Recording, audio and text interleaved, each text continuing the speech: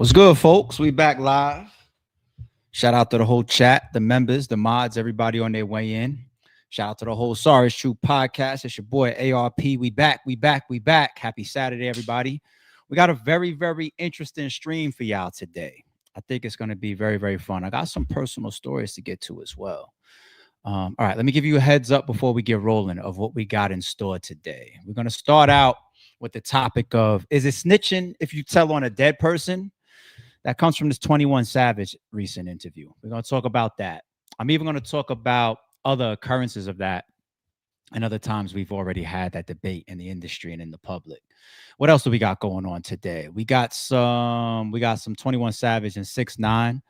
Funny shit, but to be expected. What else do we got? We got something related to Diddy that is so sensitive. It's going to make me address the current state of society and how this shit needs to stop. It just disgusts me at times, but it is what it is, okay? We got some battle rap. I'm going to get into Easy. I got something to pull up related to Easy. I got something else to pull up also related to TBL.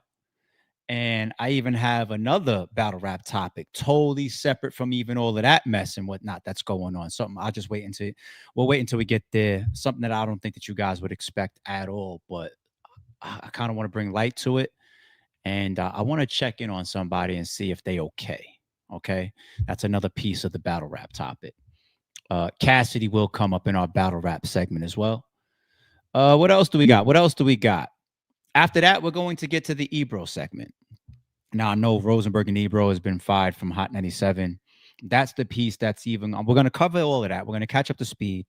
And then I want to get into like some of my own personal stories and some of the sad truth, the bad truth behind the firing of Ebro and Rosenberg, what it means to the industry, why it may have happened, some of the lead up. And when I get into the personal stories related to that, I think it's going to be interesting how we build. And I'm even going to spin that off into some analytics that I want to show you guys. So trust me when I say interesting stream today. You guys ready to start having some fun?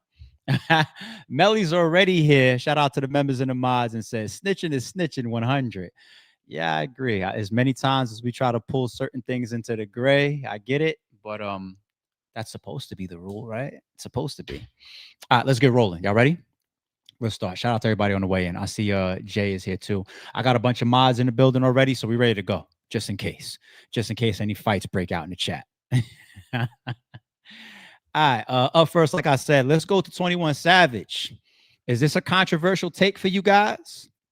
All right, let's see what he said. Saying a dead is telling. I don't look at that like telling. If I go on the move with my man and my man don't make it, boy, everything in his car, everything we just did, he did it. You still told on a dick. I don't get me neither, but I'm just saying, I probably do the same. All right, but you still told on a dead. But so can I call you a rat for that? I always say anything. But you told on a dead. I'm just a rat then at that point. Like some look at saying a dead is telling. I don't look at that like telling.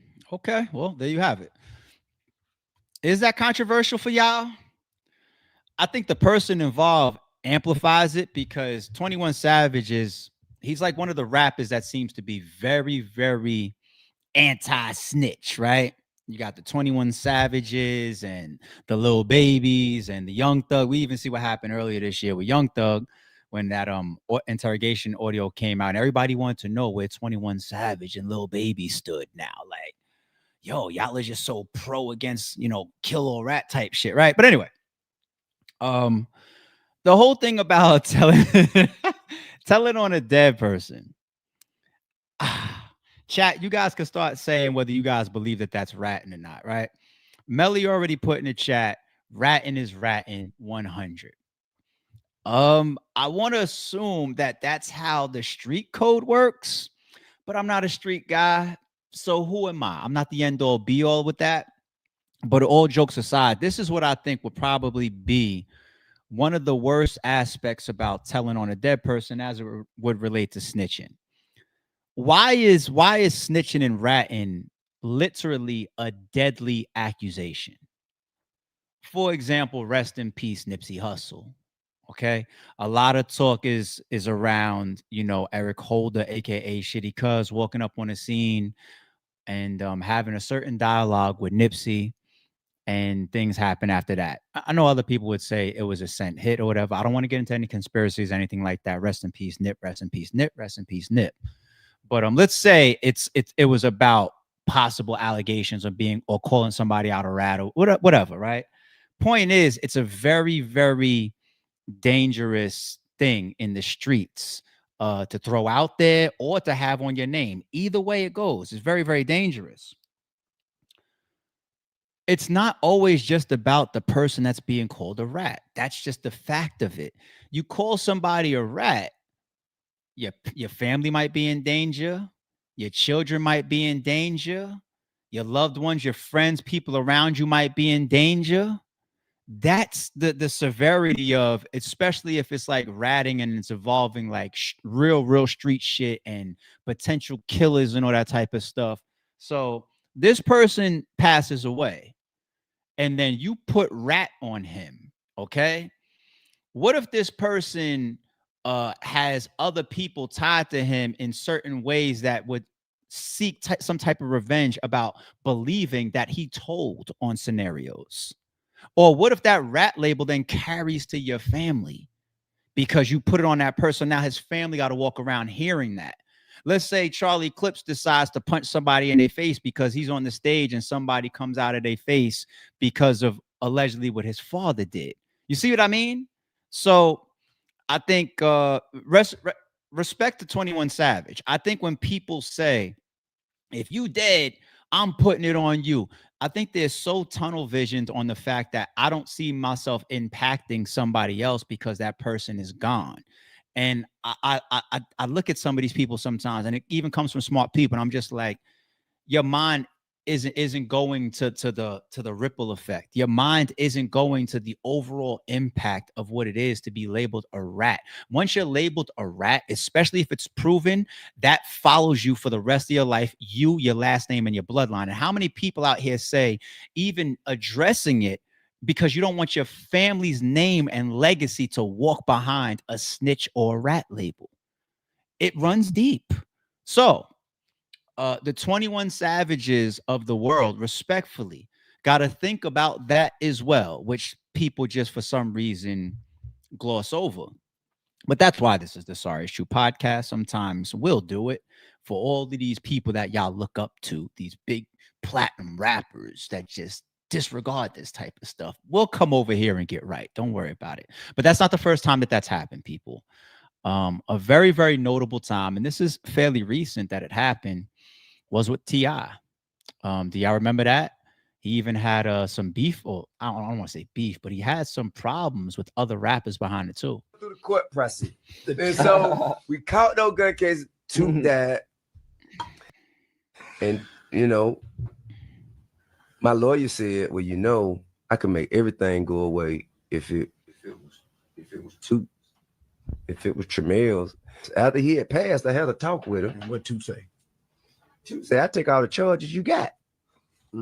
If you can walk away free and put it on me, goddamn right. So is that what boys get about because you put it on? No, hell no. Okay. No. Don't nobody even know about that. I just volunteered. Don't nobody even know about that. I'm just being honest. Yeah. That's the only time that I done never said or gave no information about nobody, because that's my cousin, my big cousin. He was dead. And he told me that it was okay. Yeah, going through the court process.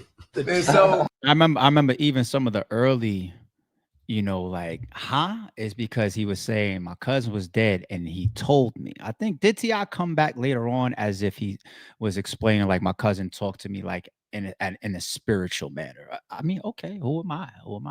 But that created a lot of controversy. Did T.I. also come back later on and try to say like, oh no, he was just making that up, like it was just for show? But remember when he went through with Boosie behind all of this stuff? They were supposed to be like in the midst of making an album together. All that got canceled and shit. He said what he said about Terrence. How does he feel about the situation with T.I.? With the T.I. situation, if he did that, you're a fucking rat too. I don't spare no motherfucking body. Woo. Because if you doing anything wrong, you doing anything criminal wise, and you cooperate with law enforcement to get you out of trouble, that means you're cooperating. That means you're a rat. But I'm gonna tell you like this: when I saw that, I think T.I. fucking lying. I think he went up there and just got the fucking talking. You think something happened at 18 years old, right? You gonna hold how vocal he is. I've been around this. You gonna hold that in all them damn time. All this damn time for 20-something years, you gonna hold that in, and it finally came out. Why admit to that though? Why admit to the after? Like, bro, this is what I'm saying. Lucy said. So was T.I. pulling a Fat Joe for the sake of podcasting and content? He thought he had a cool little story and it backfired, or was he holding it in and it's the truth? I don't know. Y'all go ahead and fuss over all of that. I got a third reference for you guys though, okay? And it's FBG Butter. We could take it over to Chicago. For the type of people they be around, because apparently they're not getting in the game about the inside, how they really going. Like, gang, we going to hit, you die, but we wrap dude up and come snatch me. You did that. That's level. You gonna tell me? If you did. Oh, no, I gotta be dead. Okay, as long as I'm dead. As long as I'm dead, I don't get no fuck. You gotta think about it. So what you want me to do? But I'm hurt, you ain't gonna do it. No, we locked in, boxed in. We gonna be in that. Anybody who know me on my homie and like, I got that's bad. Listen, I'm saying this. I believe that. If y'all think, right? If you think that Butter snitch, comment Butter snitch, right? If you think that Butter not a snitch, comment Butter not a snitch. But guess what? I think Butter not a snitch. That's what I got my mama. I'm a real street guy. I swear to God, my mama. I swear to God, on my mama. He said, yo, right there in front of your guest to be on some shit like, hold that thought right there, Butter. Hey, chat. In front of the man. If you think Butter is a snitch, comment below and say Butter's a snitch. If you don't, say that he's not. Yo, your man fucking but anyway. The whole thing with him and his sister Jakara, right? And it said allegedly that it was King Von that was blazing at both of them. Hit him in the knee at the time and also hit Jakara. And we all know the backstory between King Von and Jakara, them, you know, threatening each other, joking on social media, dropping all this type of stuff between those two. It's a story. It's worth being in movies and documentaries. Actually, it is when you think about it, right? Like Trap Lord Ross and shit. Those are documentaries.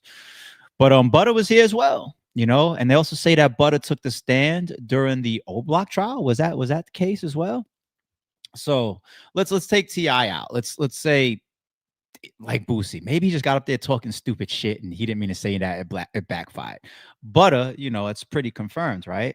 And obviously we have 21 Savage taking his claim. So I think we already addressed in the 21 Savage piece of things, but that's not the first occurrence of this shit, people. So I'm not acting brand new to it, but it's always interesting to hear different street niggas and what they feel about that. And everybody gives 21 that label, right? So there you go. All right, continuing it.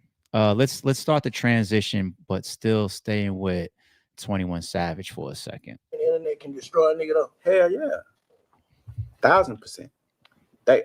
I'm not saying destroy you to the point where you go from 100 to 0, but they can take your ass from 100 to 40, 50. For sure. They were like the rap boy. Who? We been wearing lace fronts and shit. Who that? The nigga who told in New York, man. Who told all them niggas in New York. The Mexican. Oh, you say he the internet took his shit down. I think he just stopped. Nah, because he can't go. Ain't no gas in the car. Nigga, what you mean? He just stopped. No, that's the difference. See, when Buddy did what he did, I think he was the first snitch that like went viral and shit. Bro, I ain't even trying to be funny. Yes, you is. I'm talking about. No, nigga, I'm talking about as an artist. Bro. I'm talking about as an artist, as a lit rapper. He was the first rapper that, in the internet era, snitched, bro, and it was public as hell. And he got out. He tried to still act like I snitched. So what? I'll kill everybody still. And they like, man, shut up. And his shit went down, and he ain't recuperated. He gave up. You think the internet can destroy a nigga? I definitely think that there was a huge impact, obviously, to 6ix9ine's career. I mean, his music was pretty centralized to the States. His music after that, he had to start going international, whether that's from safety or him going over there and saying, fuck it, there's a bag over here. They still rock with me. And now, as of recent, especially with all the IRS issues that he's talking about and back taxes, millions of dollars that he owes, it looks like he started to get more into the content world, like almost as if music is dead for him, right? So there definitely was a huge impact on 6ix9ine. Isn't it funny though, sidebar, when you see people this over hung up on not saying somebody's name? We get it, you don't fuck with them, but motherfuckers will not say the person's name and then give all the way down to the devil in a detailed description of the person. Like the person to be like, let's say if they into it with me, like they don't want to say nothing about me right now. They be like, yeah, I'm watching that fuck nigga live right now. Who? The fuck nigga with the glasses that used to own a league in battle rap. Who that?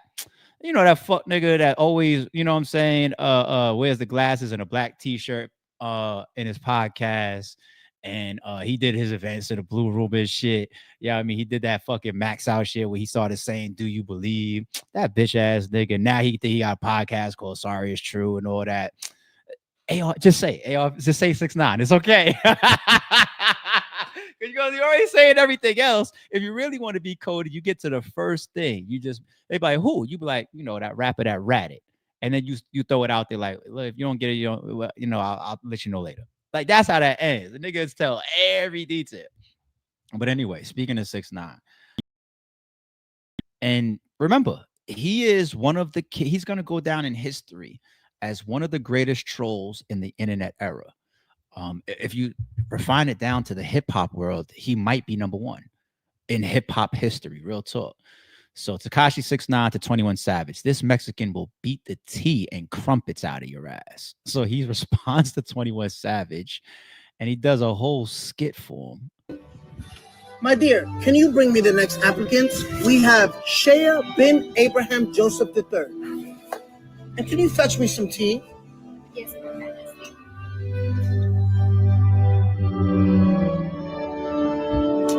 Thank you, dear.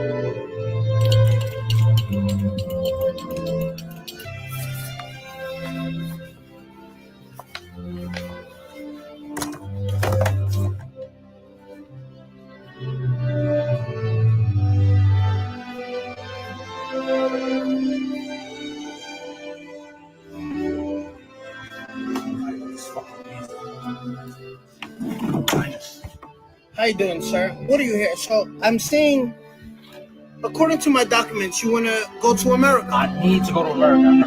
Please, I'll do anything. I can make it. Trust me, I can make it. I can be an Atlantean. Are you not happy where you're from? Yeah. I'm not. I want to go to Atlanta. I need to. You gotta understand. I need to be from Atlanta. I need to be a gangster rapper. I can't be Central C and Skepta and these guys. Nobody takes them serious. Please, I'm begging you. I know Jay-Z. I can call Jay-Z. I'm begging you. I'll do anything. You can have my chain. Bloody hell. Bloody hell. Please. It's moist tonight, but it's good. So me taking a closer look at your file. You're born Shea bin Abraham Joseph III. Born in our beautiful country of the United Kingdom. What is it, sir? Do you not love yourself? Do you not love who you are, this country? No, I hate it here. I need to change my identity. Nobody takes us serious. Nobody's going to take me serious as a gangster. I have to go to America, please. Is it this she wants? Bloody hell. I need it. You are a traitor to this country. I need it. Okay. I can't believe I have such a traitor, such an imposter, to want to be an American. Visa denied. No! Fucking traitors. You've been denied once, you'll be denied again. And for being a traitor, bailiff, take him to jail. Take him to jail. Take him to jail. Traitor. Traitor. Traitor our country.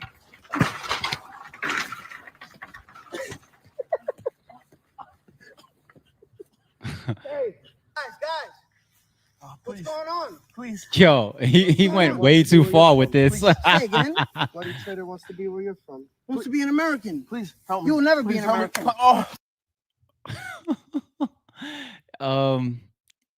Did some of y'all catch that in the chat? If you did, you did. If you didn't, you did it. I don't know why I drew on a parallel thought. But anyway, if you caught it, you caught it. If your mind goes there, sometimes it does. If it doesn't, it doesn't. Anyway, funny. 6'9" and 6'9". It is what it is. But shout out to 21. You know what I'm saying?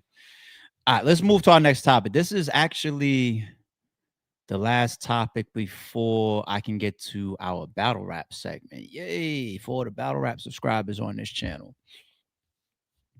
Diddy. But not Diddy specifically. This right here. Aubrey O'Day, front and center, please. Diddy Doc unlocked deep pain and made me very sick. Okay. Aubrey O'Day is out of the hospital and ready to talk about how watching the Diddy Netflix documentary re-traumatized her, making her so ill she had to skip a Danity Kane reunion show. Aubrey tells TMZ she was taken to the ER on Wednesday, experiencing vertigo, fever, dizziness, migraine, drills, and vomiting all night. And she says it was all a result of watching 50 Cent's documentary in which she participated. Okay. This appears to be what her Instagram story, Aubrey O'Day. My loves, I am so sorry. I've become extremely sick and physically can't make tonight's show as I'm in the ER. I've been fighting it all day, spinning around in my head, trying to find any way to make this work. But being sick is being sick. It's completely out of my control. My heart is broken because I never want to let you down. I know the girls will give you an incredible performance tonight, and I promise I'll be back with you the second my body lets me. Aubrey. How disgusted I feel. But this is just society, right? Is this a lineup for a lawsuit? Is that what this fuck? You participated in the Netflix documentary? Okay. People, we just got to be real. And we're going to get to the some analytical stuff later on about the industry and about streaming. But what era are some of y'all from? Was some of y'all on this chat born in the 80s, the 90s, at least? Even some of the 2000s, maybe? Yo, how the fuck? First of all, if I'm that fucked up, Instagram is the last thing I'm on. Let me get this calculated message out with no typos and this long message out to the people. Nobody's thinking about Instagram stories, at least not me. At least not me. You'll find out by the time, hopefully, God's blessings, I'm healed up and I'm back. ARP, where was you? I was in the ER 2 weeks ago. Oh, shit. That's how, for me, but maybe I'm a little bit different. But to really see some of these people in modern day society want to convince the people that they experience this type of physical reactions to watching a TV show that you could actually turn the fuck off kills me. Shout out to my 80s babies in the chat. I see y'all. It fucking makes me sick that society lets this type of shit slide today. That I can literally say, I just forced myself to sit through a Netflix series. And now that I've watched it, my whole body is going to go through this whole fucking alien-like transformation. I'm going to turn into a lichen. All right. I'm going to go underworld on y'all. I'm going to turn into a fucking lichen. I'm going to hit the ER. And then while I'm there, I'm going to let everybody know on my Instagram stories very tactically and spelled perfectly what I'm also missing. I'm missing out on money. I'm missing out on opportunities. I'm missing out on engagements. Right? Y'all let this shit slide. This is today's era. And this one would be one that could possibly make our top 5 year-ending frivolous bullshit lawsuits of 2025. Because who don't see that coming? I mean, if it's not lawsuit prep, then it's just giving out or using this as an excuse for missing the show. You know, maybe a car flipped over 20 times or some shit, but this was your excuse instead. This is fucking bullshit, B. And I don't understand this era. Now, I know this ain't relevant to a lot of y'all, but it just draws on my mind of some of the appeals to people like George Carlin for me. I'm going to play y'all like a 2-minute clip. Okay. Now, let me give this a little bit of an intro. George Carlin will forever be one of my favorite comedians. He wasn't the funniest person in the world, but his jokes, his punchlines, his setups, his storylines were always, well, not always. He was classically rooted in creating humor out of bold truth. Like the guy that says, your baby's ugly, and I'm going to tell you. You know what I'm saying? Or no, churches will be shot up sooner or later. It is what it is. Y'all don't give a fuck about, like, that's his style of direct boldness. And he has this segment that we're going to play about the pussification, that's his word, not mine, the pussification of society, and how so many people miss out on being able to be interpreted at a critical level because we water everything the fuck down. We water down words. We water down how abrasive we are. We create lawsuits because I forced myself to watch a TV show that made my whole body go lichen and I had to go to the ER behind it. That's what we are. That's what we are. And he predicted all of this shit. Rest in peace, George Carlin. Love that guy, man. Got a chance to see him live one time before he passed away. Rest in peace, George Carlin. One of the realest comedians ever. Okay? Realist. Okay? Battle rap time. Let's do some battle rap. I'm going to start off with, this is what I meant about a topic that's not related to like Cassidy and Easy and TBO and all that type of stuff, even though we're going to do a small piece of that. But this is left field for me. It's going to be left field for y'all. Lush one. Lush one. Let me give an intro here. I've seen a bunch of recent activity around Lush One. Now, Lush One hasn't really been considered like within the battle rap culture for like a bunch of years now. He's been doing his content thing pretty much alongside like No Jumper, you know, and he's had his ups and downs over there. I remember the time when I think he got fired.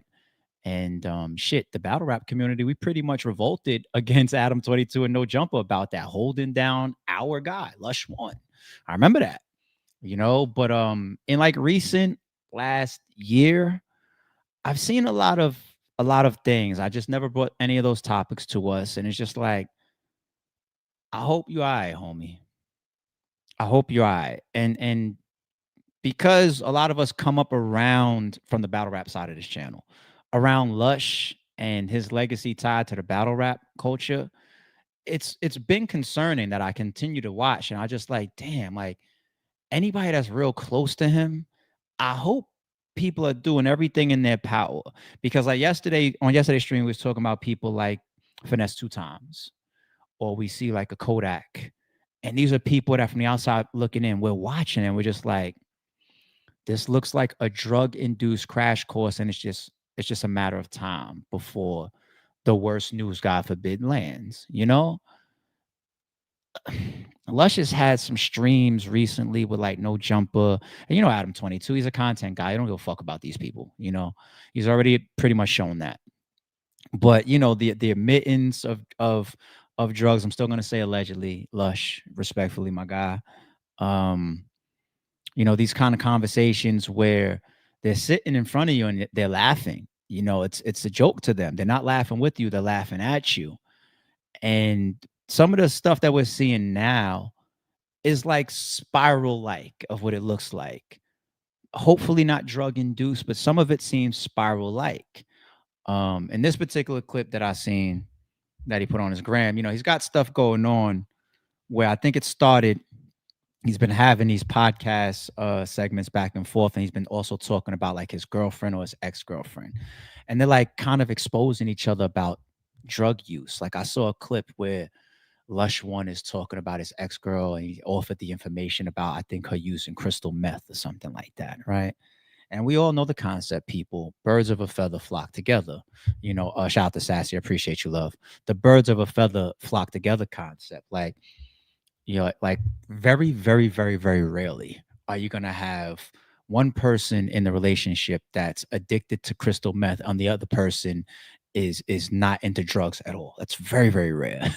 You know, but we know Lush's history, but it just seems to be ramping up again, you know. Where the Blood Gotti now? Meet me at MacArthur Park right now. Meet me in MacArthur Park right now, Spud Gotti. You said you know where I'm at? He said Vermont and Expo. How about I walk to Vermont and Expo right now and piss on the corner until you come out? Where the fuck is you at? Where the fuck is you, Spud Gotti? Spud Gotti K. Fuck you. Fuck your clout chasing podcast. Fuck anybody down with you.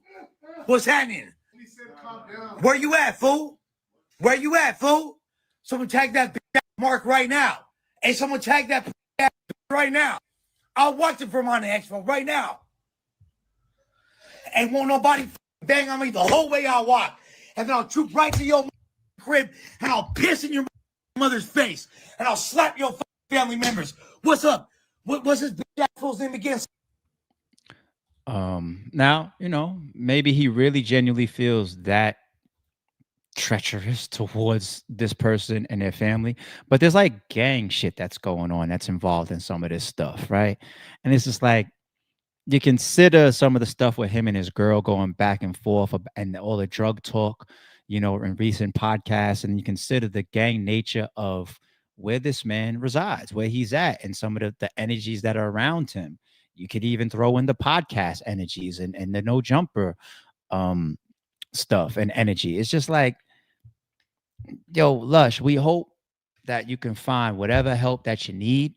And in the midst of that, you don't get into a bunch of stuff with a bunch of active people, you know, and get yourself into all different types of stuff, respectfully. And it made me even think about clips like this. And this isn't a joke to me. It was funny then, you know, it was definitely funny then, to be honest. It's not funny to me now. I'm just bringing this up only to show how long running this narrative and these conversations are within battle rap. Okay. This video is almost 10 years old. It's only got 60,000 views, but 9 years ago, it's almost 10 years ago, we did this battle. Anybody remember Raw's first round? It was a crazy round, but there was some stuff that he said. I'm hot, y'all.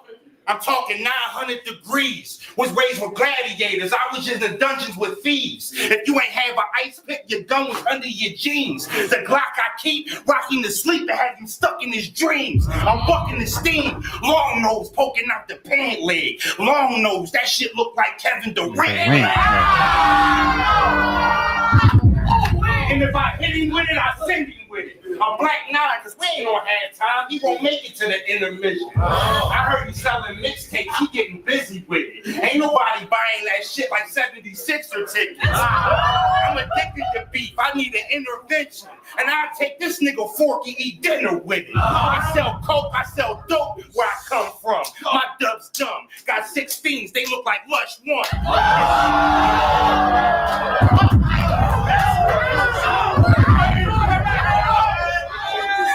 And fuck the fact that Raw is rapping it. Also remember, listen to the reaction in the crowd. That means everybody is with and understands the bar. It's a haymaker in the room. Lush, man, I really, really hope that you get whatever help that you need. And I hope that you're okay. That's the best energy that we can send the man. You know what I'm saying? But we're watching a lot of stuff recently. I'm seeing it. I don't know about the rest of y'all. Okay. And also, speaking of Raw, let me transition. We're in battle rap segment now, people. Speaking of Raw, shout out to Froze, man. I saw a clip because I missed his battle on the stream. I told y'all, you know, I was running around, but I had that shit playing. I'm tapping in with certain people. Yo, is the main event about to start? Yeah, I was all over the place, but I couldn't miss the Cassidy and the Easy battle. But I saw a clip on Twitter of Froze versus Chilla. That nigga Froze says some shit to Chilla. I'm about to butcher it right now, but he says some shit to Chilla like, I got your BM on her knees till her knees feel worse than Embiid on after a road trip or so shit. And I was just like, I'm butchering it, but yo, that bar and the way he set that shit up is so fucking crazy. And then, using Embiid in Philly, right? So, if you're a Philly nigga, and the Sixers is your team, right? You know how frustrated you are over Embiid's career with him supposedly being one of the most talented big men in NBA history, yet the health issues. But that shit is, Froze is a motherfucker. Froze is literally top 3 most unique battle rappers in battle rap history to me. You will never be able to find somebody that'll ever sound like him in battle rap. Ever. Ever. My nigga Froze. Salute G. Salute G. Salute G. All right. Damn, I thought I didn't need my headphones for a second. Cassidy and Easy. Joe Budden Podcast. Shout out to the whole Joe Budden Podcast, man. I fuck with you guys up there. You guys have always done an incredible job. I love watching you guys' content. Contains my favorite rapper, Joe Budden. Shout out to Joe Budden, who has also supported RBE a couple times over the years. I appreciate you, homie. Appreciate you. Shout out to everybody in the building. You got Flip, you got Lamont, you got Ish, you got Ice, you got Mona there now. Shout out to everybody, the whole podcast, man. But they was talking about Cassidy and Easy and Cassidy's promo run. This is some of the reaction to it.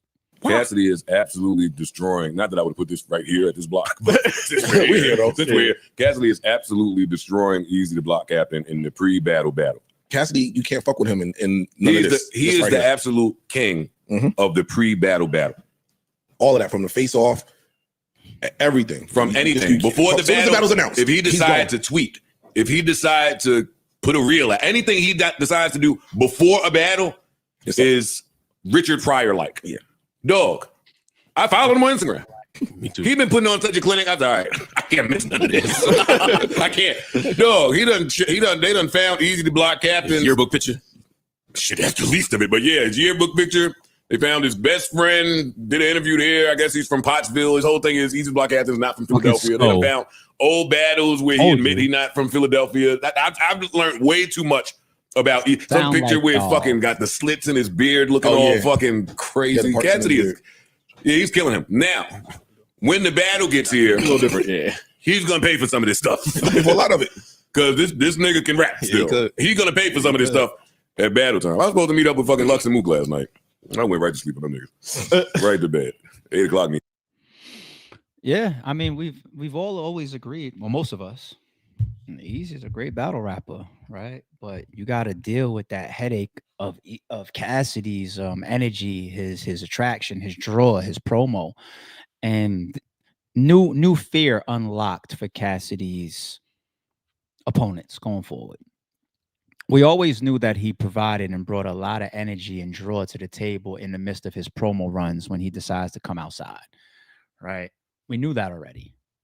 New fear unlocked is, it's one thing for Cassidy to be able to just promote like shit and everybody to say, oh, I want to see his next battle. It's another thing for him to couple that energy with a personalized, all out, I don't like this person attack.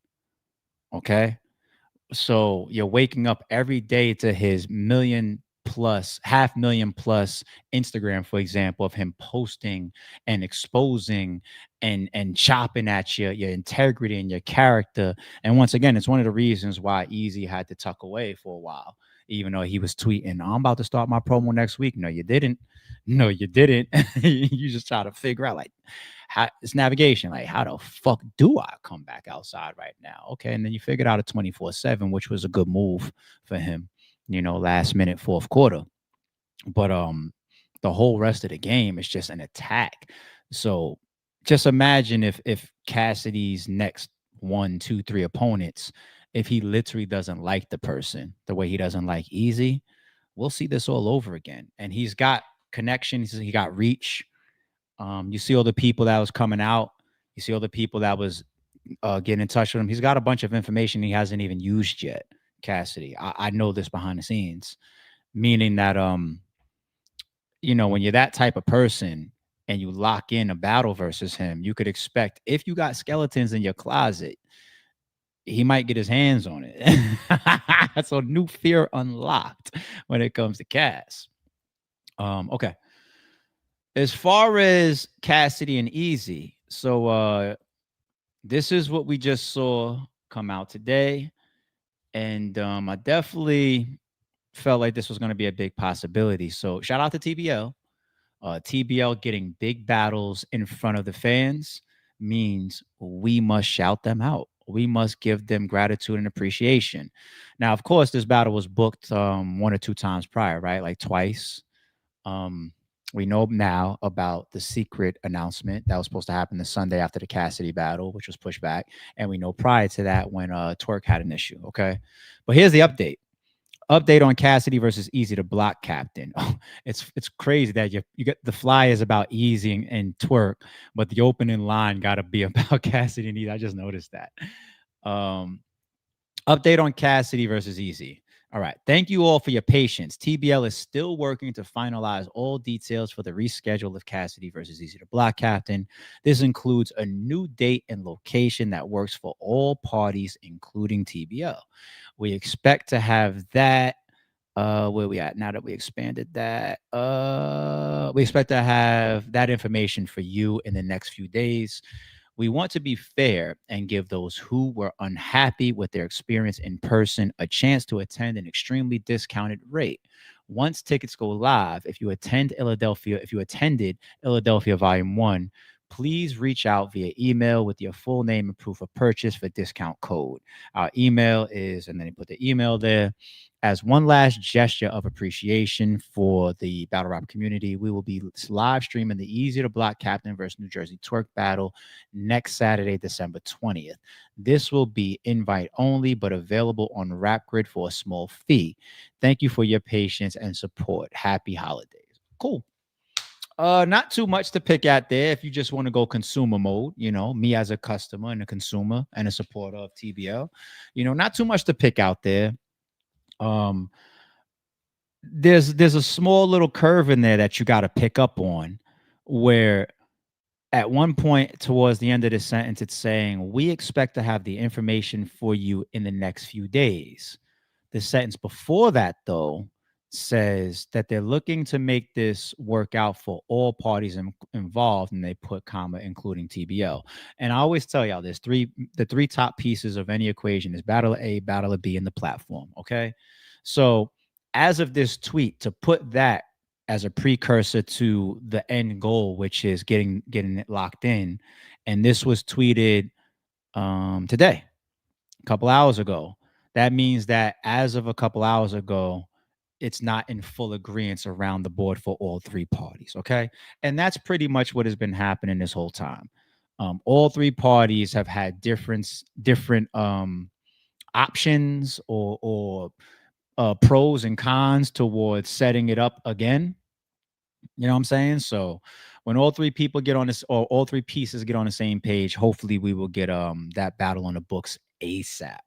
All right. Now, as far as Easy versus New Jersey Twerk, saying that's going to be available next week for a small fee on RapGrid. I'm going to support. And I'm going to hope for a good battle. Twerk should be very, very prepared at this point. Easy.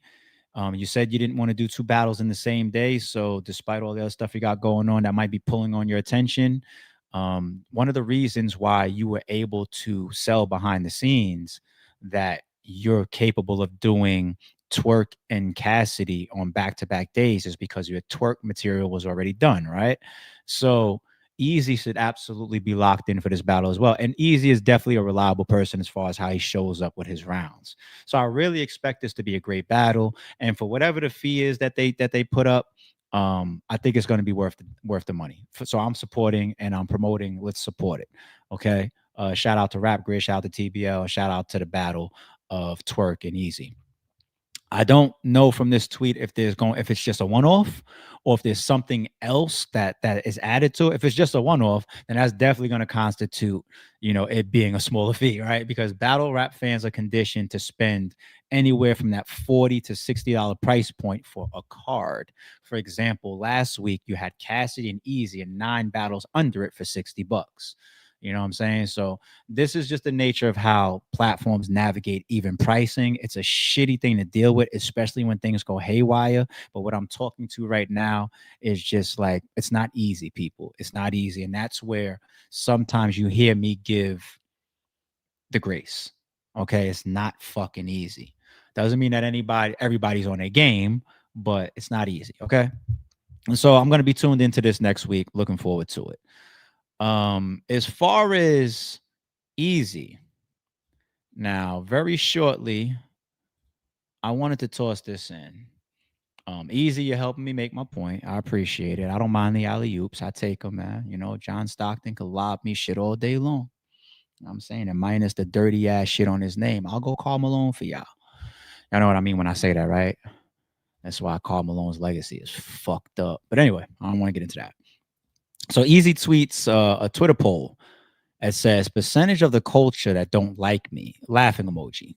25% of the culture gets 8.6 votes. 50% gets 13.2%. I mean 13.2% of the votes. 48.5% gets 75% of the votes. And the second leading one, which is almost 30%, which is a huge number, gets is for 100% of the culture. Leading close to 2,000 votes for that one. That brings us to those stats. That's not good. Now, from an entertainment standpoint, you know, once again, controversy sells. And every industry at times has success with the good guys and the bad guys. If you guys even remember one of the blogs I did with me and Surf was going back and forth. And I did a video. This is when I was still doing my edited shit a lot. I did a video and I played the clip of the Joker from The Dark Knight when he was telling Batman, I don't want to kill you. I don't know what to do if you wasn't. Remember that scene? And what I was exposing, in my opinion, because I know how much me and Surf would be so cool off camera, right? And on what we would say on the phone or when we would see each other, you know. So what I was really exposing was Surf has this, like, especially publicly, and then he also has his ulterior motives based on some of his homies. But, you know, I ain't gonna say allegedly. It's a fact because even that came into a different court case that didn't involve me. So that's actually a fact. It's not even an allegedly. But anyway, he has like this gang mentality, you know, and that's why he would have debates on Spaces with like Holla, where Holla would check him and be like, yo, battle rap's not gang shit. You talking about other side of the tracks when it comes to RBE. It's not gang shit. It's not street shit. Like, what are you doing? But that's the gang mentality. You know what I'm saying? So the way Surf would push that energy, I capitalized on that, and I put that Dark Knight clip in there. And I was just like, you operate better when you have an op. When you have an opposition, it gives you fuel as like a bad guy, or completes, you know, the storylines. And in these industries and within entertainment realms, that's good. Like Thanos needs the Avengers. The Avengers need Thanos, or else there's no Avenger movies. If the Avengers have nobody to fight, you know what I'm saying? Then what the fuck are we watching? And Easy, you know, sometimes he plays the villain. And I know he realizes it, because yesterday on the stream that I did, that's one thing that I put out there as my opinion. I say I think Easy basks and relishes in the controversy. He knows that it comes with clicks. He knows that it comes with views. He knows that it comes with attention. Okay, the controversy, I think he basks in it. And tweets like this show me that. When you put the laughing emoji, I mean, the reality of it is, if I just freestyle the amount of people that you got discussions with, I would say K Walker, Stiz, Luke, Cassidy, Zan, Do, a couple bloggers, like let's people that have difference of opinion than you, like Chris Unbiased does, maybe Piperboy does, Vada Fly does. What other differences do I see? Knowledge. Okay. Who else? Your brother. It's a lot. It's a long list, and I know Easy's got me on that list right now. It's okay. It's all right. It's all right. I don't want to be your op, man. I don't want to be your op, man. I know you got me on that list. I don't want to be your op though. And that's what I mean. Like the laughing emoji to me, I read more into shit like this. I'm not overanalyzing, right? The laughing emoji only means one of two things. Either A, I'm spot on when I say you bask in the controversy, or B, the laughing emoji would be fake, which means that, you know, you're trying to smile on the outside, but you're bleeding on the inside. You know, it really hurts. Let's be honest, man. Unless it's an asshole. Nobody wants to wake up with the whole world saying, we dislike what you're doing. We don't like how you carry yourself. We don't like how you act. We don't like how you did this. Fuck. Nobody wants to wake up to all of that shit. Nobody wants to wake up to videos of their brother trying to out them for makeup and all this type. Nobody wants to wake up to that. So I take this as a troll, a bask, or a lie. One of the three. I said two. It's really three. A troll. If you want to troll in a time like this, once again, that just shows that you use the controversy for your algorithm, right? A lie, meaning that you're bleeding inside and you're just putting on a fake smile, or like what ARP said, basking in it, basking in it. Then again, I really should go John. It could be an all of the above. It really could be. Okay. Now, Easy, I do takes like that on the fly and random. That's not, this ain't no, oh, this is an easy, like, I just did that random. You know what I'm saying? Just, I saw this tweet and I was just like, you proved my point, man. It's just like, I can see. I'm very good at reading the Matrix, dude. I'm very, very good at it. Very, very good at it. But that's all. Easy. I don't want you to think I'm attacking you, so I'm gonna stop there. I'm not your op. I'm not your op. I saw on Twitter, we still follow each other. If I look at it, he unfollowed me, I'm like, yeah. Not only am I on this nigga's op list, like he might swing on me when he sees me. Like no trouble, no trouble, no trouble, no trouble. I don't want no trouble, no problems, no trouble, my friend, no trouble. Okay, y'all ready for the main event? Y'all ready for the title? Ebro Fired from Hot 97. This is the bad truth. As promised in the intro, when I get towards the tail end of this, I'm going to tell y'all a personal story about myself, and I'm going to hang out with y'all and build on that shit. I'm going to try to make it real interesting about some of my experiences that are very relatable around this situation. We even going to talk about how you going to make this relevant, ARP? Dancing. How ARP? We'll get there. The fuck is he talking about? I got you. But let's start. First up, though, let's get all the backstory. Let's get all the context, right? So Ebro and Rosenberg have been fired or let go from the morning show from Hot 97. All right, let's look at the article first. It says Ebro Darden, Hot 97 and WBLS don't give a F about hip hop or black music. Let's get him talking his talk. This is him addressing the situation. Told y'all a couple of weeks ago when they tried to run that Andrew Cuomo play on me. Remember that?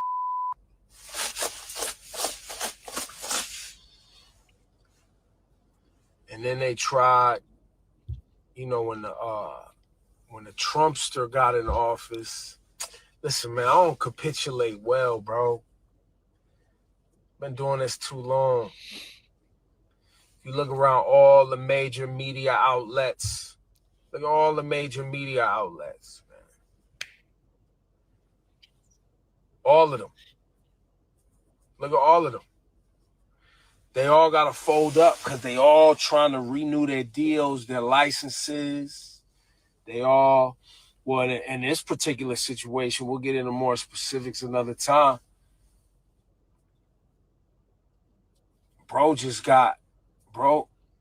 a casino owner. You know those 3 licenses that they got here in New York City for the casinos?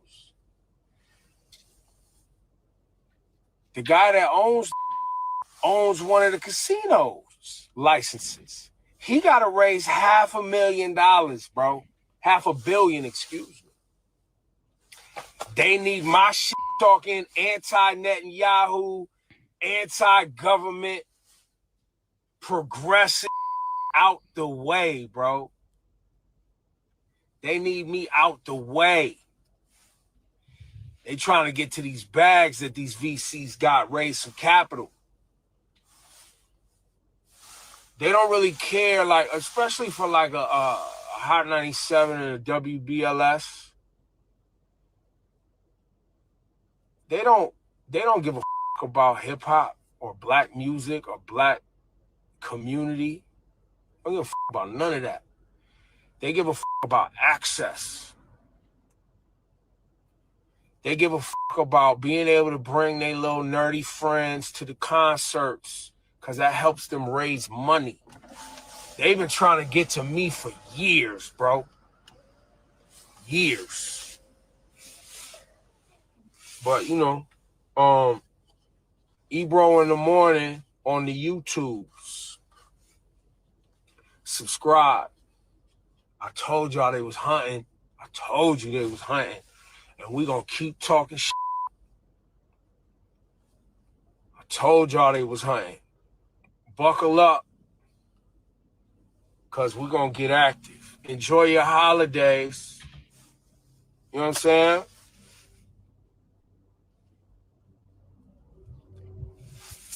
Enjoy your holiday.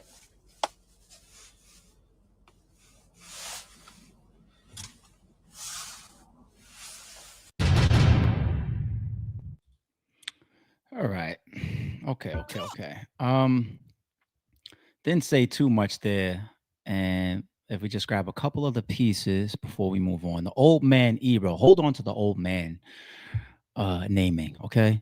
It's done. More to come. Hashtag Ebro in the morning. And I saw DJ Academics had a clip up killing him for promoting a YouTube channel that he once bashed.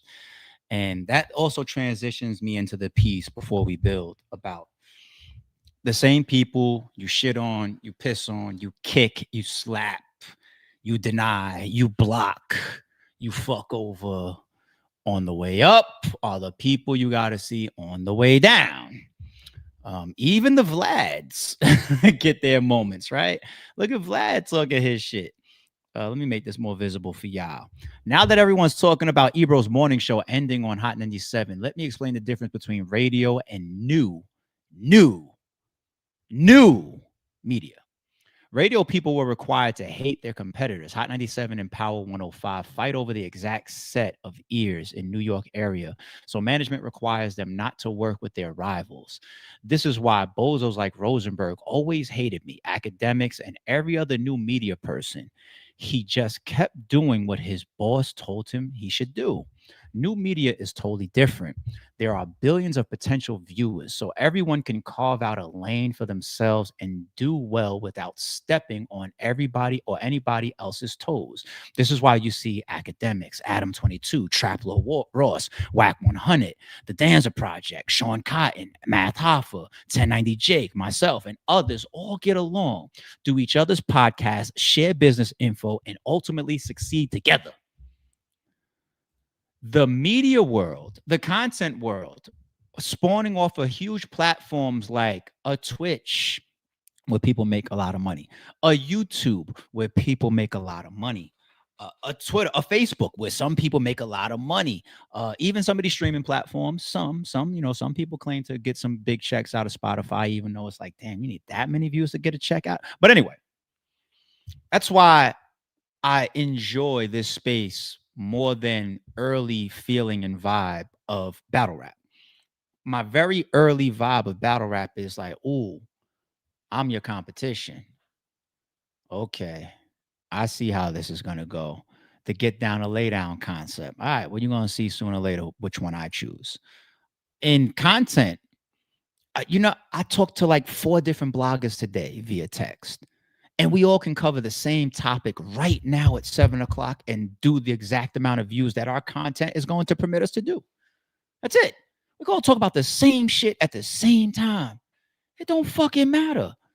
It don't fucking matter. Nobody's fighting over it because there's millions and millions of viewers in this content realm, and new media, that concept is nowhere near the same. See, look. When you had like AM, FM radio, even before like syndicated radio, where like, let's say I had to be in New York. This is my era, people. I had to be in New York to be able to hear Funk Master Flex, right? You be on these road trips and you start to lose your radio station. Fuck, let me find another hip hop channel, right? Then you had that syndicated radio come across. You had satellite radio start to change the game. That's where people like Howard Stern just went boom. We out of here. New money, huge money, right? You have the internet boom that went crazy and things going over these telephone and internet lines and fiber connections now, where you have access to bring a Charlemagne the God to all these different regions for a morning show. Okay? Change the game. The new media and the exposure and the reachability of it definitely is at odds with the typical approach of radio, which is why I do understand Vlad's accusation here of people that are in that type of realm and rut. Your success hurts the style of delivery for these type of people. It directly competes. Okay? So you gotta see a lot of these people on the way down. And I do believe that could have been some of the motivations towards tearing at some of these people. And Ebro has a very, very bad backtrack of being overly aggressive and arrogant towards people that he just doesn't identify, doesn't fit his form of radio, or doesn't fit his form of hip hop, his personal preferences. We've watched it for years. Okay, nobody is going. Well, I shouldn't say nobody. Most people are not going to cry over this right now for you. And then you got a lot of years out of this. Should have made a lot of money and a lot of connections, right? So you should be able to do something after this. Nothing lasts forever. But seriously, you're not going to get a crying violin for you for this shit. Even Academics gets to have his moment. Look at this. Academics. Am I sharing? Yes, I am. Academics violates egregiously. I don't want to say the R word, sickness to hip hop media. Ebro, after he tried to gaslight the audience into thinking the reason he was fired is because he hates Trump and whoever this is, and not because his show flopped. Let's hear from Academics for a minute. They need me out the way. Nigga, you ain't that important. They looked at you like a low-level employee that was basically stealing change out the fucking cash register, nigga. Hold on now, nigga. Don't act like you like, oh, I'm the only thing standing in the way of them in $500 million. No, nigga. They look at you as the little peon who every time they've trained you 50 times on how to stock the shelves and you still fuck it up. You ain't no big boss, nigga. Get the fuck out of here. That's why they made sure you was not gonna have a Merry Christmas, nigga. He's talking like, yo, like the owners was like, yo, all right, everybody have a seat. This is the board meeting. Everybody have a seat. We need to raise $1 billion this coming year, but we have one thing stopping us. One thing stopping us, Ebro. Old man Ebro. Man, fuck out of here, nigga. Hell no, nigga. They look at you like the dumb nigga that keeps fucking up the ice cream machine at motherfucking McDonald's, nigga. That's what they look at you. What the fuck this thing? Every time this nigga, we get into work, he uses it, it breaks. What is this nigga doing wrong? Get him out of here. Get him out of here, man. Get him out of here. They seen y'all bum ass show that was hemorrhaging money over time. You overpaid. The other nigga just ugly and untalented. And I'll leave the chick alone. But they seen y'all and be like, yo, this ain't y'all collecting the check. Y'all collecting the check like it's welfare, bro. Like they just said enough. All right. One more video, and then as we warm up to this, and then we're gonna build. We're gonna build a little bit. To Academics' point there, one thing we've watched Ebro do is in my opinion, insert his personal feelings towards, once again, radio and hip hop, even to the guests. Like the way that he's treated people. This little Uzi Vert one is becoming such a big reference point as people look at his career, his impact on New York radio, how he steered away from the ever evolving and changing demographic of these different type of artists, and music changes, and that's going to key in on our bill too. But let's play it again. Uzi Vert proved a titan of the industry wrong. Y'all get to like 27, 28, and y'all niggas get to struggling, and y'all be trying to come back. I'll tell you find that sound. I ain't gonna struggle, bro. All right, we're gonna see. 8 years ago, when Lil Uzi was starting to pop, Ebro doubted his longevity. If you pull out one of them old beats, I'm not rapping on it. What they'll be disappointed is if you get up here and these bars you spit is trash, and I don't tell you they trash. So let's get to these raps since you're so nice. Nah, because all I got is old man beats, and you're not built. Hey, listen, it's gonna be a lot of young guys coming up here, and they ain't gonna want to rap on that. I'm trying to tell you, it's changing. Because you keep throwing around this rock star thing. What does that mean? What does that mean to you? It means a lot to me. It's a lifestyle. Like, what does that look like? Is that just? It look like me. It look like Marilyn Manson. It looks like Gigi Allen. 4 years later, Ebro had this to say about him. So glad I pressed Uzi Vert 4 years ago. He proved me wrong. 4 more years later, and his rock star status is as big as ever.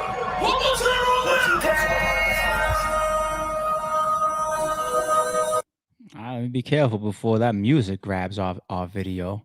Now, how ironic.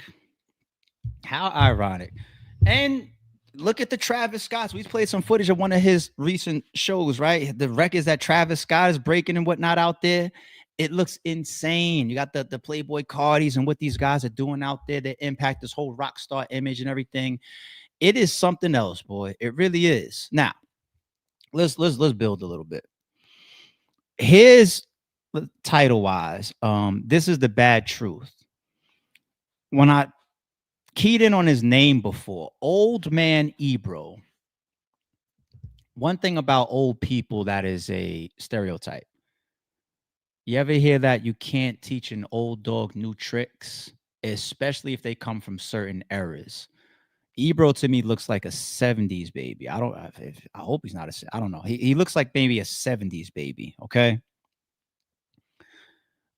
As these newer artists have come to fruition, as they come to the forefront, this new sound, this new style of rap, if you don't adapt and if you don't adopt, meanwhile, you sit in a position of power and you are somebody that can actually control what gets played and what gets aired and what gets promoted, I think that is a huge detriment. And then some people might even say, damn, how did he make it that long? Okay.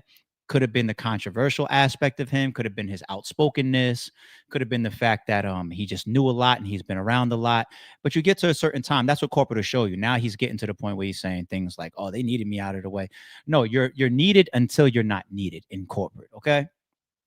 Now here's the thing about your ears and your mentality and expanding your sound to even like a little Uzi Vert, who isn't my cup of tea either. I'm a born and raised New Yorker. I never changed the way I sound. I bump into people all the time. They're like, you from New York, right? I could tell, I could hear it in your voice, whatever. You know, the way I talk, the way I dress, the way I act, my background, my street smarts, a lot of who I am today came from where I was born and raised, and not no bumping around type of shit. I'm talking about where I caught my charges, where I got my first let me keep it clean. Where I lost my virginity, where I came off the porch, where I got my ass whooped, where I beat up a bunch of people, where I got jumped, where I've been shot at, and all different types of shit. You know, from where I'm from, like that evolved. My friends, my family, my bloodline, like, you know, a bunch of my blood, not all of my bloodline, is rooted there. I'm a true New Yorker. You know what I'm saying? And my culture shock moment came when I went to school, when I went to college in Atlanta. When I talk about a culture shock, boy, I'm going to get to the music part of the culture shock, but it's like one of the first days on campus, I'm walking around and strangers say hello to you, like the Southern hospitality, and it's freaking me the fuck out. I'm so used to riding them New York subway trains, and if somebody says hello to you, you think it's a lineup. You're like, yo, what's the problem? What you mean hello? Like, you can't say hello to strangers on like a New York subway at 10 o'clock at night or 8 o'clock in the morning. Can't do it. Remember the scene from Collateral with Jamie Foxx and Tom Cruise? the story of the dead man on a train and nobody notices. It just sits there dead. It's like a reality, like New York train systems. But it comes from the culture and the vibe and the energy of this place, this New York. It's cold. The people treat each other cold. The people they're standoffish to each other. Like the initial energies between people is standoffish opposed to being neighborly. It's not like neighborly first, and then you got to show me why I shouldn't like you, and then I become standoffish. It's reverse. It's like, you know what I'm saying? Like, I get to the South, people start saying hello, strangers, and they're welcoming and shit. Gas station attendants, whatever, you know, as you go in and out of the little store, like at a Quick Trip, like they open the door for. I don't watch the nigga come after paying for my gas and paying for my shit, come from behind the counter because I was the only person in the store, beat me to the door, open the door, and hold the door for me. I'm just like, what the fuck is this shit? This is different. This is different. Now you got my New York ass in Georgia for college. When I got to college, this was like as Freaknik was ending, but it was becoming like a cesspool. So like if you hit the AUC college campus, AUC is you know, Atlanta University Center. You got your Morris Brown, you got your Morehouse, you got your Spelman, you got ITC, and then you got your Clark, okay? Clark Atlanta. If you walk down that strip, you're going to see everybody. You're going to see everything. You're going to see New Yorkers. You're going to see people from Cali. You're going to see people from Texas, Georgia, people, Jersey. People are there from everywhere in the AUC. And that's my melting pot. So it doesn't even feel like just some pure Atlanta shit until you go to the right club. And so you got some crazy clubs around the time where I'm college years and this shit is up. Everything is popping up. We partying 5 nights a week, bare minimum. Fuck class tomorrow. Real shit. Real shit.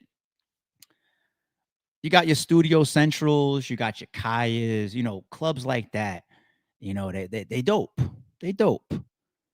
But there was like one club that I went to a lot. Me and the fellas went to a lot. Happened to be a club that we got shot at. Got into brawls and shit, but it was the Warehouse. You got AT aliens in the chat, or anybody that was outside and running around crazy around this time. They're gonna know exactly what the fuck I'm talking about right now. The Warehouse.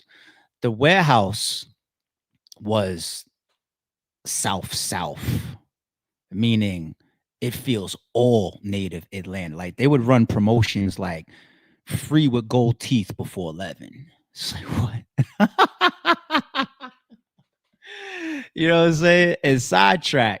If you guys caught that stream when Gilly was being accused of being the dude that was in the Ludacris video, Move Bitch, and popping his ass on stage, you know, I laughed about it with everybody else. It's funny. Even Gilly laughed about it to a degree. But I told y'all on that stream, I said, all right, we done laughing. Let me be honest with you guys. I was there. I was on the scene. That guy was actually, to me, kind of like part of like a dance group. I've seen him in a lot of the clubs. Definitely the Warehouse.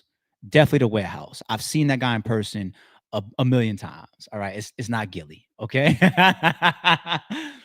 Now, the wild thing about that at that time is the men, sounds weird, people, especially in this poor sensitive society era. Sounds weird, but a lot of the men at that time was dancing like the chicks. We walk up in the club and you would see like a bunch of niggas dancing, or they get on the ground and sliding around and shit, and the girls would be slapping on them and bucking up over them and shit. It's like y'all doing some reverse role type shit. Okay, y'all got it.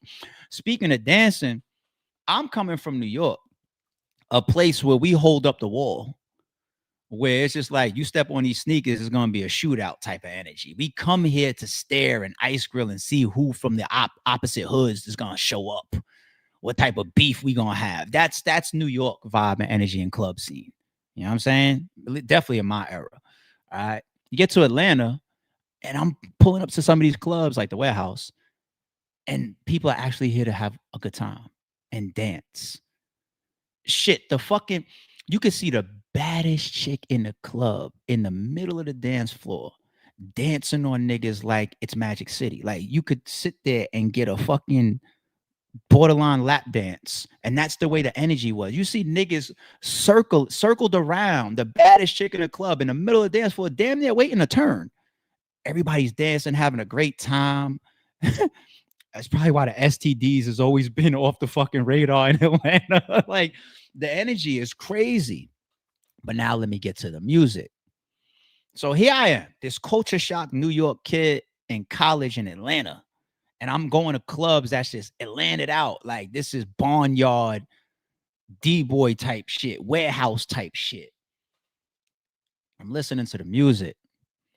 I'm watching these motherfuckers get together in mosh pit. This is like the time where the South as music started to take over. I'm a New Yorker. We always ran shit. Felt like. I mean, I know the West Coast had their moment too, but I'm a New Yorker, so it's just like we got all the kings. We got Biggie. We got Jay-Z. We got Nas. We got Mobb Deep. We got, you know what I'm saying? And here I am in the South. This is where you start to get like Young Bloods pop off, Bone Crusher popping off, niggas in the crowd, ATL stomping and shit. That's what it is right now. It's all of that movement. It's that time. Ludacris is up right now. Somebody like a fucking Cool Breeze and Watch for the Hook is crazy. Goody Mob, the Outkast shit is popping. Everybody from the South, Southern, Jim Crow groups.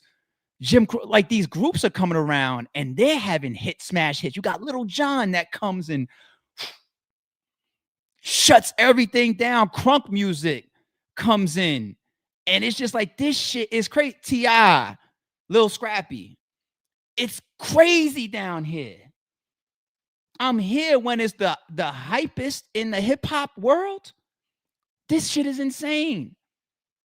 And then the last piece of infection for me was the guy named Pastor Mother in Troy. This is when he started. In these clubs, and the beat would drop out. The DJ would drop the whole and just have silence. And then you would hear the brrr, yo, can I speak to P?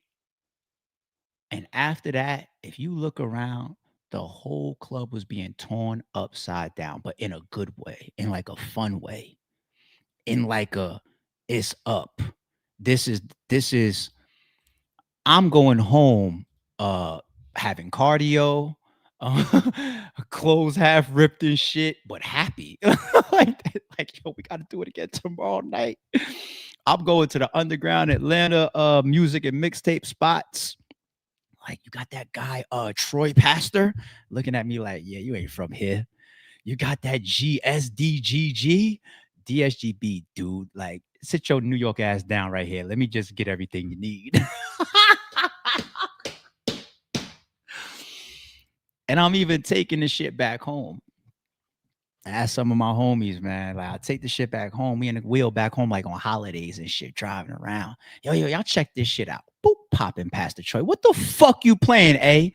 Listen, man, I'm telling y'all, Pastor Troy's one of my favorite rappers. He got this song called This the City and all that. This nigga, yo, you gotta hear this guy out.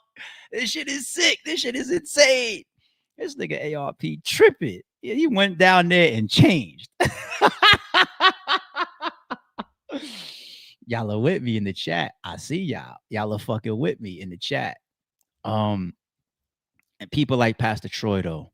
Cash Money. I saw Cash Money perform at I think it was Morehouse's homecoming. Insane shit. Insane shit. Now, going back to like an old man Ebro. You know, here I am. I'm from New York. Same place as Ebro. I come up on the Jay-Z, the Nas, hell, some of the early groups, you're talking about Das Effects. Is like, this is how we're supposed to rap. You know what I'm saying? Redman and EPMD and shit like that. And this is how we're supposed to rap. This is how hip hop is supposed to be. I go down south, get culture shocked, see the impact of this music, see the impact of some of these artists down there. When Pastor Troy first came out and that We Ready album dropped, No More Playing GA dropped, he was Jay-Z down there.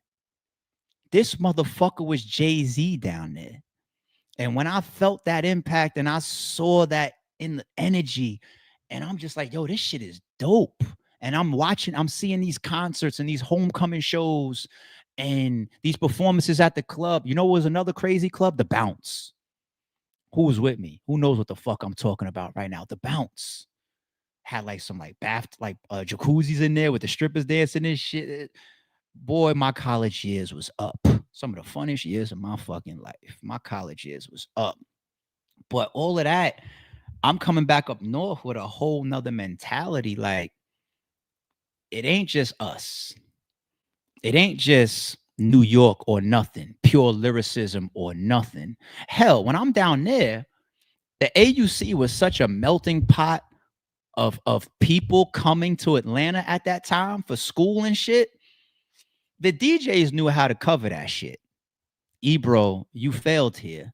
The DJs knew how to support and promote that.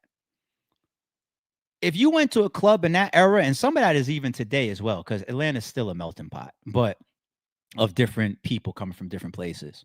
But if you was there at that time, you couldn't go to the club without the DJ doing a segment for every region, because you knew that every region was heavy in the building.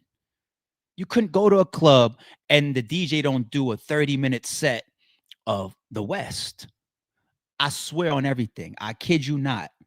When they would get to like the West Coast section and like a song like Still DRE would come on, the whole club would be sea walking. Niggas don't know nothing about no fucking West Coast lifestyle or nothing like that. It was just the scene. Niggas was there sea walking on in the clubs when the West Coast shit came on. And they from New York and Atlanta and Texas and shit. no gang affiliation. Me too. I'm being honest. Sea walking and shit. That's what it is. This shit is dope down here, boy. I mean, there'd be the New York segment where they played all the New York music. South would tear shit up. And I think that's a time for me that made me open up my ears, being a New Yorker who is very prideful. We come from a place that's very prideful of our style of music because we started this shit. We're the mecca of hip hop.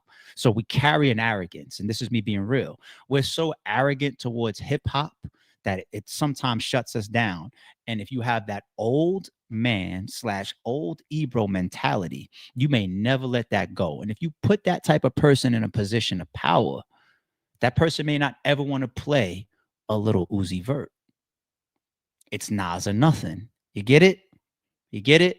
And to last that long with how you've treated things that's outside of your personal preference, that's a congratulations that you made it that long, to be honest. But expansion is always a must. Evolution is always a must in any industry. Snoop Dogg went through it, whether you guys remember it or not. This was Snoop Dogg's early sentiments towards mumble rap, but do people even call it mumble rap anymore? No, they don't. Why? Because the style came in, it's been so accepted, so strong, and adopted by some of the biggest artists in the game. Once again, I said at that time, Pastor Troy was like a Jay-Z, but when you really look at the numbers and the impact, who from the South don't say our Jay-Z is Future? Future early on was labeled as a mumble rapper. Everybody trying to rap the same style with the I don't know who created it, if it was Future or Migos, but all them niggas sound the same.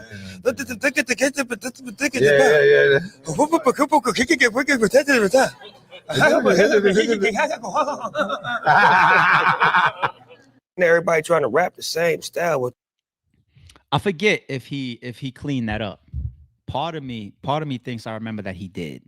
Part of me. You damn sure had to adapt though. Somebody go ahead and diss Future and see the wave that your ass get.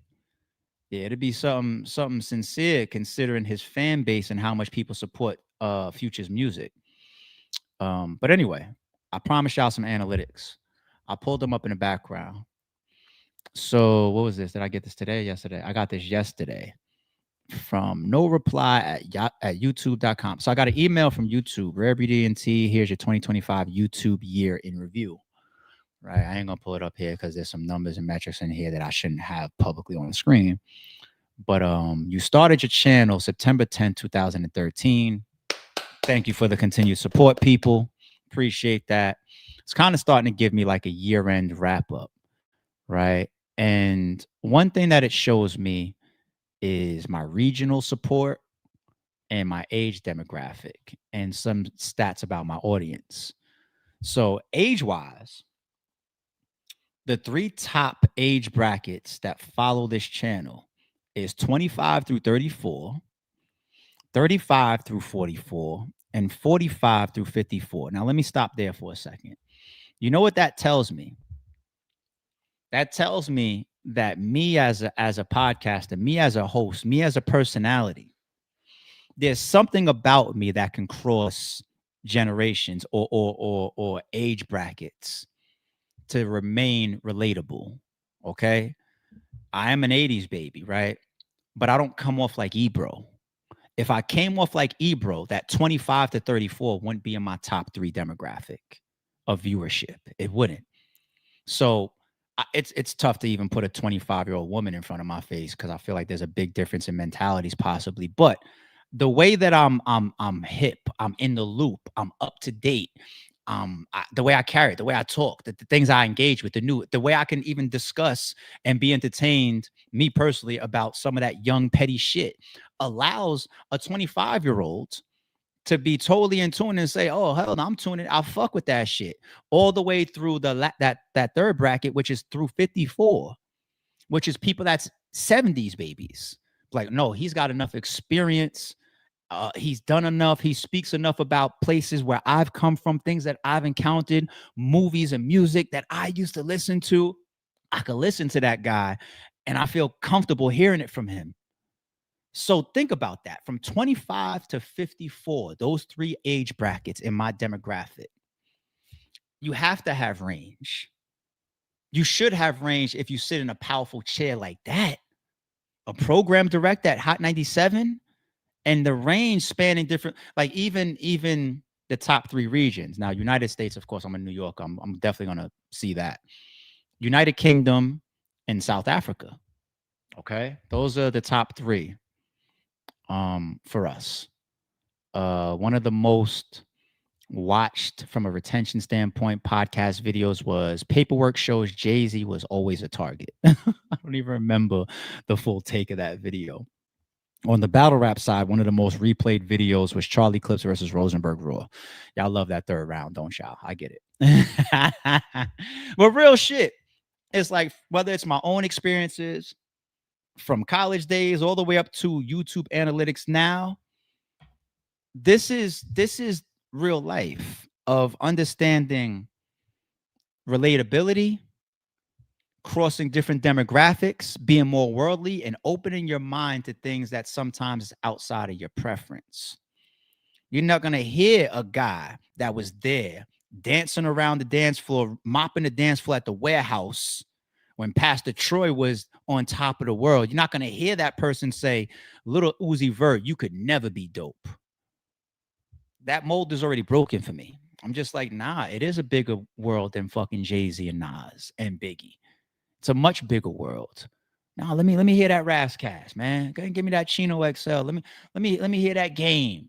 You know what I'm saying? Let me hear that Ice Cube and Snoop. Shit, I was even on Snoop early. Like, his impact was crazy. My mom stopped me. I had the doggy style t-shirt that I bought from the barbershop. You know, his first album cover where he's on top of the doghouse roof and he's reaching down for the female dog's ass. I tried to wear it to school. My mother yanked it off of me. What the fuck is that? When I bought it from the barbershop, you ain't wear that shit to school, nigga. I'm like, what?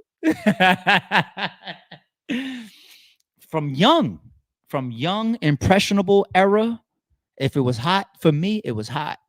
It's the West Coast. They're supposed to be my ops as a New Yorker. You know what I'm saying? I get down south, this shit is insane. Oh no, I'm fucking with it. And I just keep expanding, man. When Country Grammar hit and Nelly hit, I was paying attention to the Midwest. This nigga Nelly got it right now. You know what I mean? I don't need to just stick to Ali Vegas. If y'all know who Ali Vegas is, I've really drilled home the point by saying his name just now. Ebro, that's one thing I never liked about him.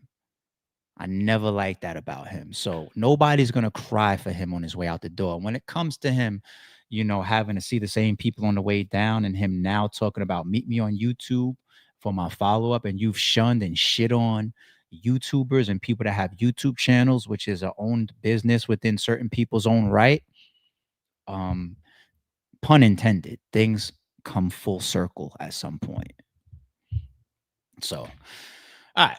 I promised y'all a small walk on that. And some personal times with that, man. Boy, my Atlanta stories when I was in college, boy. So shout out to Melly once again. This was early on. We was talking about the snitching topic. If you're dead, and you tell on the person that's dead, are you still a snitch? Jay's here says, tell them cat be direct, or tell them cats be direct and put a name on it. Earlier topic once again. Appreciate y'all. Shout out to Che here. The hustler first, 231st. Wasn't this Halliburton? Did you change your name? Shout out to all members. PM Lives messing with my mentals. ARP, see you in court. Everybody's suing, so I get the sarcasm here. I'm trying to tell you, boy.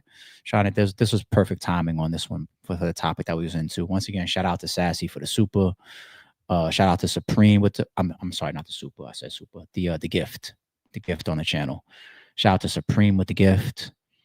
Another gift from Supreme at 502. Shout out to everybody that's catching the memberships as well. Jay says, my youngins on the job, so I pay him when I see him turn boys, men, weigh him when I see him because I be on the grind from the PM to the end. Is that Cass? That's Cass, right? I'm gonna let y'all niggas all stupid till you get chalked all stupid, outlined in chalk all dog. I don't fuck all. It is what it is, all of that. Like, I think that's this. Shout out to the mixtape babies, man. Beautiful era in the music timeline. Sassy with another gift at 511. Thank you, love. Thank you, love. Rainman's here says random, but thank you, Cena. Salute, G. Appreciate the super. Of course, Jay says he still follows you on the IG when we were talking about Easy earlier. Thank God, man. Thank God. Thank God. Nikita, our member, says hit that like button and reminds y'all to also share, subscribe, join the green team. It's a secret society. All we ask is, what else we got? We got Jay here saying Mano voice 100%. Not excited said peace to ARP and the green team as always. Hit that like button. Salute, G. Those down south women was on your man. I never wanted to, because I went back up north after school, but boy, some of the funnest years of my life. And I made it down here with a couple of my peoples from the island. Like one of my closest friends, my second year in college, was my roommate. Like we just tear shit the fuck up. That's my man A. My man Aaron.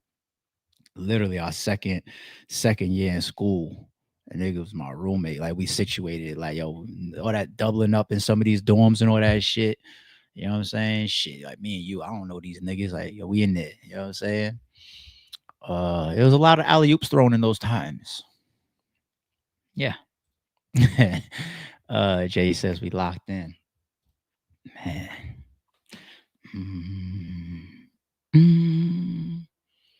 What?